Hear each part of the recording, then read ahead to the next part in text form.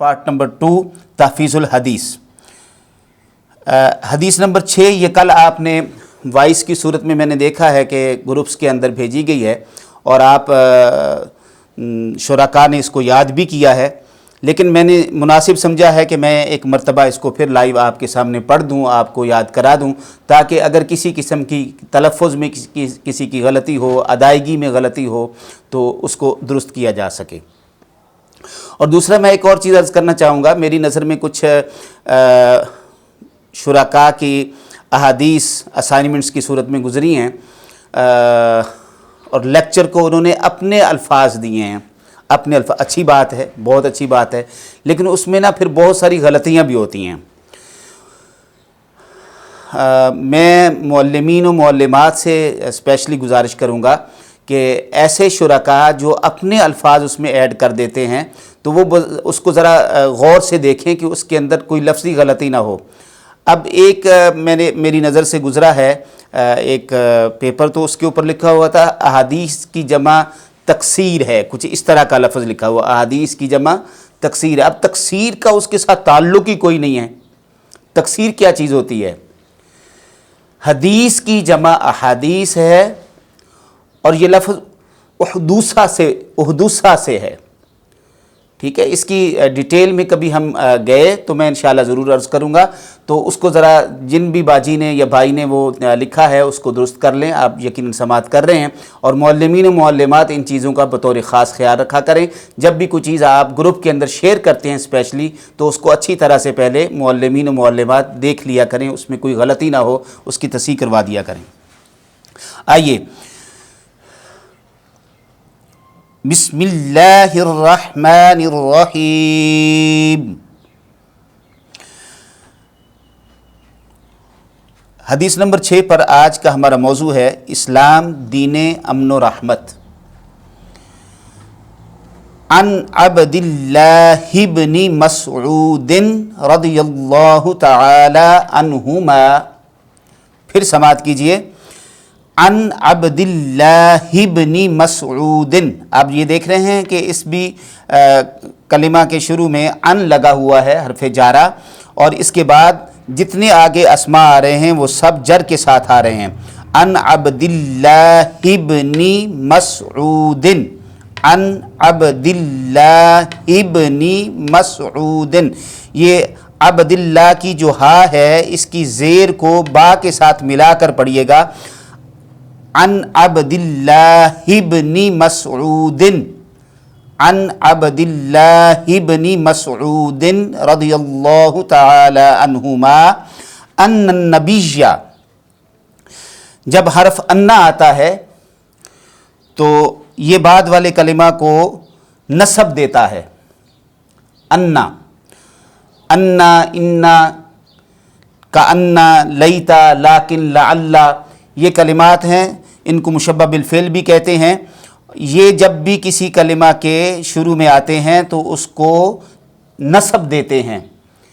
جیسے آپ نماز میں اذان میں پڑھتے ہیں نا، اشہد ان محمد رسول اللہ، اگر آپ ویسے پڑھیں کلمہ شریف آپ پڑھتے ہیں تو آپ کیسے پڑھتے ہیں؟ لا الہ الا اللہ محمد الرسول اللہ، دال کے اوپر آپ تنوین پیش کی صورت میں پڑھ رہے ہوتے ہیں، محمد الرسول اللہ۔ لیکن جب اس کے شروع میں انا کا کلمہ آ جاتا ہے، اشہد ان محمد نہیں پڑھیں گے، اب اشہد ان محمد رسول اللہ، اب اس کو نسب دی جائے گی۔ اسی طرح سے یہاں بھی آپ دیکھ سکتے ہیں کہ انا کا کلمہ آنے کے بعد پھر اگلے اسم کو آخر میں نسب دی جائے گی، ان النبی، ان النبی صلی اللہ علیہ وآلہ وسلم قال۔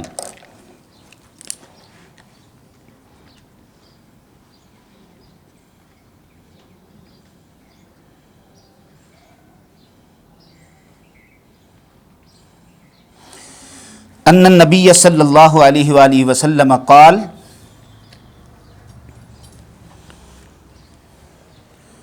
سباب المسلم، سباب المسلم، سباب المسلم، سباب المسلم فسوق وقتالہ کفر، فسوق قاف کی تنوین کو واو کے ساتھ ملا کر پڑھیں، فسوقم فسوقم وقتالہ، فسوقم و قتالہ، قتالہ قتالہ، قاف زیر قی، تا کے ساتھ الف ہے، قتالہ کفر، فسوقم وقتالہ کفر، سباب المسلم فسوقم وقتالہ کفر۔ احادیث جہاں آپ پڑھ رہے ہیں وہاں اس کا حفظ کا عمل جو ہے اس کو بھی مکمل کریں، اور تمام احادیث اب تک جتنی ہم پڑھ چکے ہیں یہ آپ سب کو حفظ بھی ہونی چاہیے۔ روزانہ کی حدیث پاک روزانہ حفظ کر لیا کریں، اور پھر روزانہ احادیث کو دہراتے رہا کریں۔ اگر آپ ایک مرتبہ حدیث پاک حفظ کر لیں گے اور پھر اس کے بعد اس حدیث کو دوبارہ دہرائیں گے نہیں تو وہ حدیث پاک بھول جائے گی۔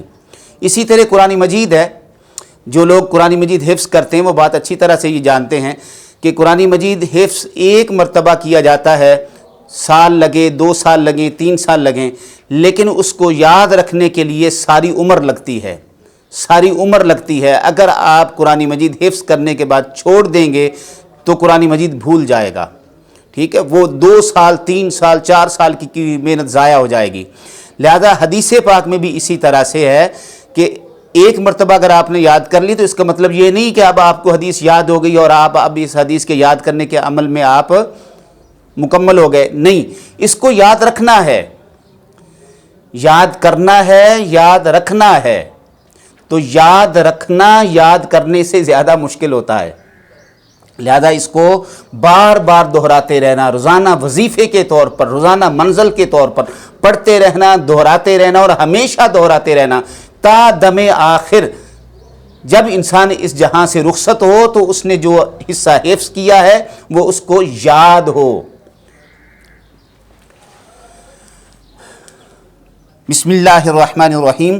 عن عبد اللہ بن مسعود رضی اللہ تعالی عنہما ان النبی صلی اللہ علیہ وآلہ وسلم قال سباب المسلم فسوق وقتالہ کفر، متفق علیہ۔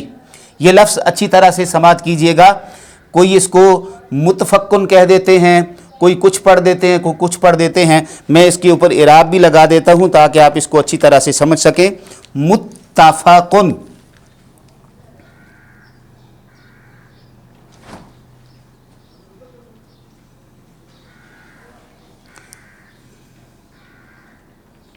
متفا کیا لفظ ہے؟ متفقن، متفقن، جی کیا لفظ ہے؟ متفا، متفا، متفقن علیہ۔ ترجمہ سماعت کیجئے۔ حضرت عبداللہ بن مسعود، جب آپ ترجمہ بیان کر رہے ہوں گے تو اس وقت حضرت عبداللہ ابن مسعود کہنے کی ضرورت نہیں ہے، اس وقت آپ ترجمے میں حضرت عبداللہ بن مسعود رضی اللہ تعالی عنہما سے روایت ہے، یا آپ کہہ سکتے روایت کرتے ہیں، حضرت عبداللہ بن مسعود رضی اللہ تعالی عنہما روایت کرتے ہیں کہ حضور نبی اکرم صلی اللہ علیہ وسلم نے فرمایا، مسلمان کو گالی دینا فسق اور اس کے ساتھ قتال کرنا کفر ہے۔ مسلمان کو گالی دینا فسق اور اس کے ساتھ قتال کرنا کفر ہے۔ اس حدیث پاک میں 2 مضامین بیان ہوئے ہیں۔ مسلمان کو گالی دینا فسق ہے، فسق نافرمانی کے معنوں میں آتا ہے۔ فسق کا مطلب لفظی معنی تو ہوتا ہے پھاڑ دینا، اور یہ نافرمانی کے معنوں میں استعمال ہوتا ہے۔ مسلمان کو گالی دینا فسق ہے یعنی نافرمانی ہے، اللہ اور اس کے رسول صلی اللہ علیہ وسلم کے حکم کی نافرمانی ہے۔ اللہ پاک نے گالی دینے سے منع فرمایا ہے۔ رسول اللہ صلی اللہ علیہ وسلم کی متعدد احادیث میں گالی دینے سے منع کیا گیا ہے، لہذا جو شخص کسی مسلمان کو گالی دیتا ہے تو وہ دراصل اللہ اور اس کے رسول صلی اللہ علیہ وسلم کے حکم کی نافرمانی کرتا ہے۔ نمبر 2، مسلمان کو ناحق قتل کرنا کفر ہے۔ مسلمان سے مراد صرف مسلمان ہی نہیں بلکہ کوئی بھی انسان، مسلمان ہو یا غیر مسلمان ہو، اس کو ناحق قتل کرنا، اس کے قتل کو جائز سمجھنا یعنی بغیر کسی ریزن کے، بغیر کسی وجہ کے کسی شخص کو قتل کر دینا اور اس کے قتل کو جائز سمجھ لینا کفر ہے۔ یعنی یہ عمل فقط یہ نہیں ہے کہ اس نے گناہ کبیرہ کا ارتکاب کیا ہے، بلکہ گناہ کبیرہ ہی نہیں بلکہ اس نے اسلام سے روگردانی کی ہے۔ نبی اکرم صلی اللہ علیہ وسلم کے اس فرمان مبارک کے مطابق بین طور پر، واضح طور پر یہ ارشاد گرامی نوٹ کر لینا چاہیے کہ مسلمان کا ناحق قتل کرنا کفر ہے۔ اللہ تبارک و تعالی ہمیں احادیث کو سمجھنے، سمجھانے، قبول کرنے کی توفیق مرحمت فرمائے۔ السلام علیکم ورحمۃ اللہ وبرکاتہ۔ اگر آپ میں سے کسی نے کوئی سوال کرنا ہو، کوئی چیز پوچھنی ہو، تو میری آپ سے درخواست ہے کہ آپ اپنے گروپ کے اندر وہ سوال بھیج دیا کریں، اور معلمین و معلمات وہ سوال مجھ تک پہنچا دیں تو میں انشاءاللہ یا تو اس کو نیکسٹ ڈے ایڈریس کر دوں گا یا پھر اس کو میں گروپ کے اندر ہی آنسر کر دوں گا۔ بہت شکریہ۔ السلام علیکم ورحمۃ اللہ وبرکاتہ۔